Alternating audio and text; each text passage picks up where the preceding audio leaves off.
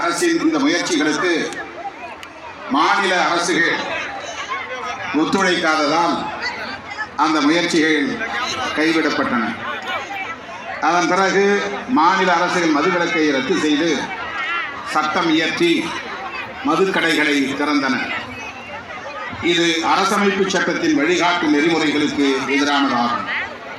சட்டத்தின் அடிப்படையிலோ அல்லது பொதுவான வகையிலோ அரசு எடுக்கும் ஒவ்வொரு உதவுவதாகவும் இருக்கிறதா என்பதை தீர்மானிப்பதற்கு அரசமைப்பு சட்டத்தின் வழிகாட்டு நெறிமுறைகளுக்கு உகந்ததாக அது உள்ளதா என்ற அளவுகோலை மாநில அரசு பயன்படுத்த வேண்டும் என கஸ்தூரிலால் எதிர் ஜம்மு காஷ்மீர் அரசு வழக்கில் உச்சநீதிமன்றம் கூறுகின்றது.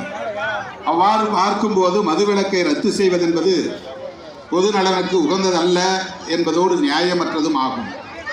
எனவே இதனை ஒன்றிய அரசு அனுமதிக்கக்கூடாது.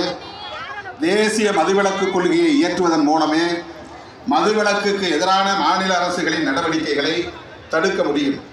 எனவே அரசமைப்பு சட்டத்தின் உறுப்பு எண் 47 கூறியுள்ளவாறு மதுவிலக்கை தேசிய கொள்கையாக அறிவிப்பு செய்து சட்டம் இயற்ற வேண்டுமென இந்திய ஒன்றிய அரசை இம்மாநாடு வலியுறுத்துகிறது. தீர்மானம் எண் 2.